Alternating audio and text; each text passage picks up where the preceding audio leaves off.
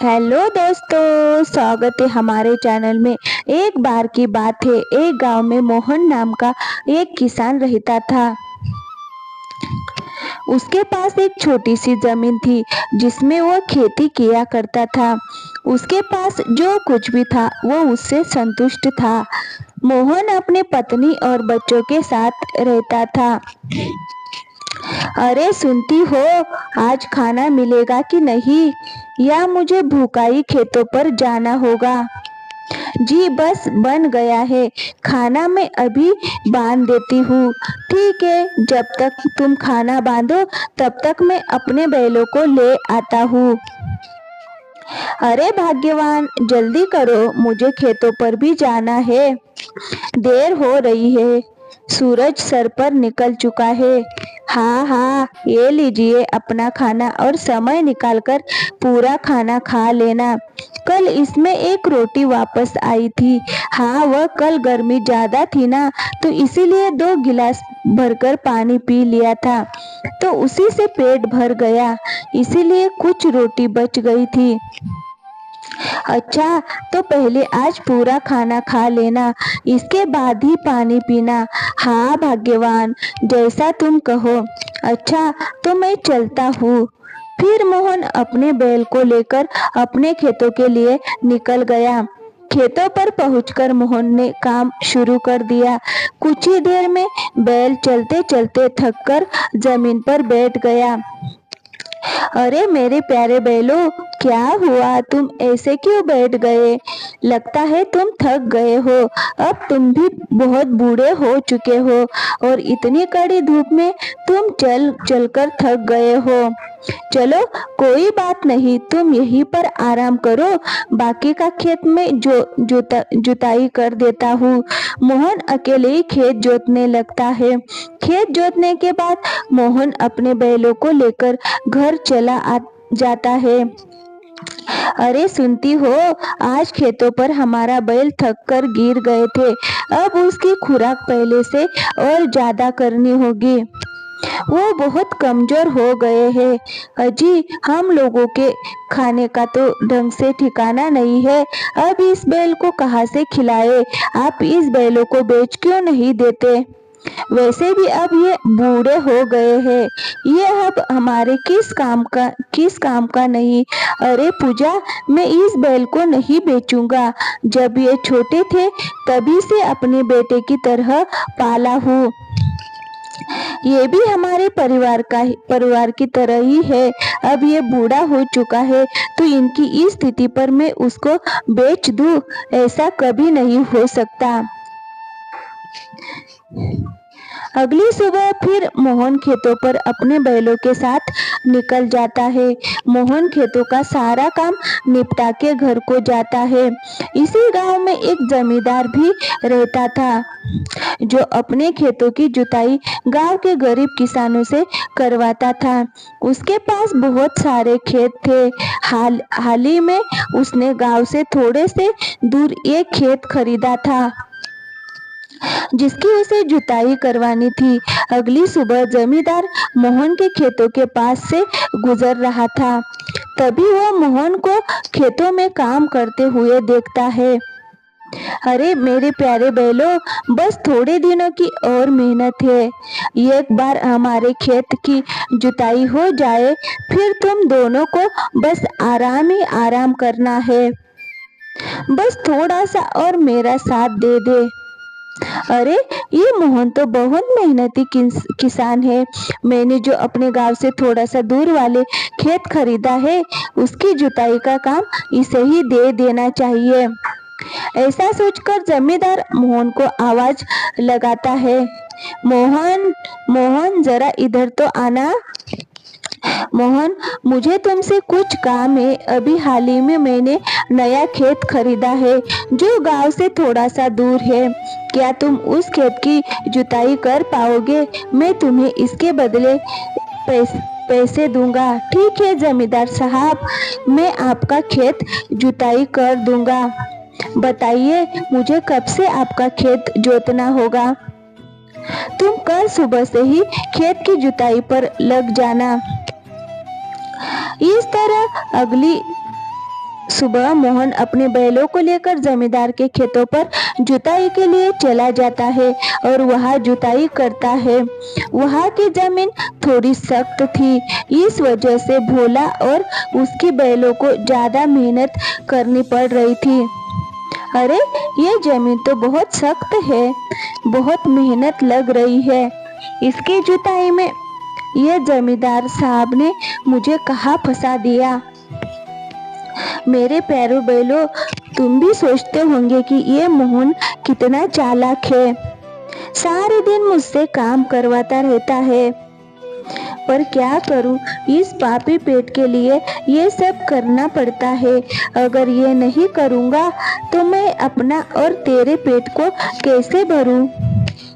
खेत जोतने के बाद मोहन अपने बैलों के साथ घर चला जाता है। क्या हुआ जी, जोत दिया जमींदार साहब का खेत? हाँ, आधा जोत दिया है और आधा रह गया है, कल तक पूरा हो जाएगा। चलिए, अच्छा है, इससे कुछ पैसे तो आएंगे घर में। पूजा, इस बार मैंने सोचा है कि जमींदार साहब के पास से जो पैसे आएंगे उससे मैं गौशाला की मरम्मत करवाऊंगा। गौशाला में जगह जगह से छेद हो गए हैं, जिससे बारिश में छत से पानी टपकता है। हाँ ठीक है जी, आप अपनी गौशाला की सबसे पहले मरम्मती करवा लेना, हम बाद में अपनी देखेंगे। अगली सुबह मोहन अपने बैल के साथ जमींदार के खेतों को जोत रहा था कि तभी उनका हल खेतों में अटक जाता है। अरे, ये हल कैसे अटक गया? आखिर क्या चीज है जो यहाँ इस हल को अटका रही है? मोहन जब थोड़ी खुदाई करता है तो देखता है कि वहाँ तो एक पुराना संदूक है। मोहन ने संदूक को बाहर निकाला और खोलकर देखा तो हैरान हो गया। उसमें बहुत सारे सोने के सिक्के थे। मोहन ये देखकर बहुत खुश होता है और वो संदूक को लेकर अपने घर चला आता है। जी, इतने सारे सोने के सिक्के, ये तो बहुत ही सुंदर दिख रहे हैं। हम तो अमीर हो गए, अब हमें किसी चीज की कमी नहीं रहेगी। इन सोने के सिक्कों को बेचकर हम अपनी सारी जरूरतें पूरी कर सकेंगे। नहीं पूजा, हम ऐसा नहीं कर सकते। ये सोना हमारा नहीं है, ये जमींदार साहब के खेतों से मिला है। ये जरूर हमसे पहले जो इस धरती पर राजा रहते थे उन्हीं राजा महाराजा द्वारा छुपाया हुआ सोना होगा जो हमें मिला है। ये हमारा खजाना नहीं है, ये सरकारी खजाना है, इसे हमें सरकार को देना होगा। आप बनते रहिए दानी। अगर आप ऐसे ही दानी बनते रहे ना तो आप जिंदगी में कभी अमीर नहीं बन पाएंगे। जिंदगी भर यूं ही खेती बाड़ी करते रहना और ये सूखी दाल रोटी खाते रहना। पूजा, बेईमानी के पैसे से तो अच्छा ये दाल रोटी ही है, जो कम से कम इसे खाकर हमें अच्छे से नींद तो आती है। अगर बेईमानी के पैसे ही की खाएंगे तो क्या भला हमें नींद आएगी। और तुम इस बात को हमेशा याद रखना, बेईमानी का पैसा कभी भी नहीं फलता।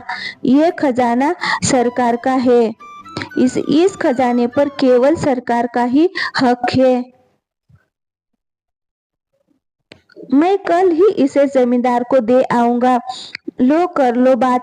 हाथ को आए मगर मोहन नहीं लगे। अगली सुबह मोहन संदूक को लेकर जमींदार के पास जाता है और जमींदार को सारी बात बताता है।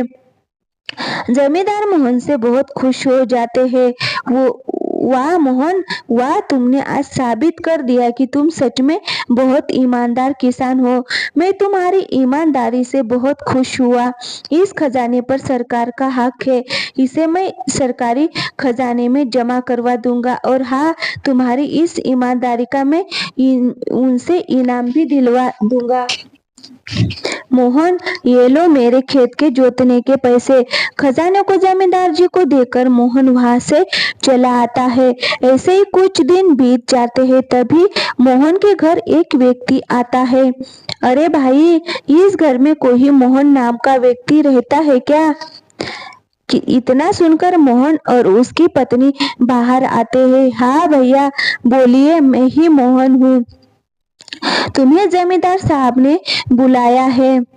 मोहन और उसकी पत्नी पूजा उस व्यक्ति के साथ चल पड़ते हैं।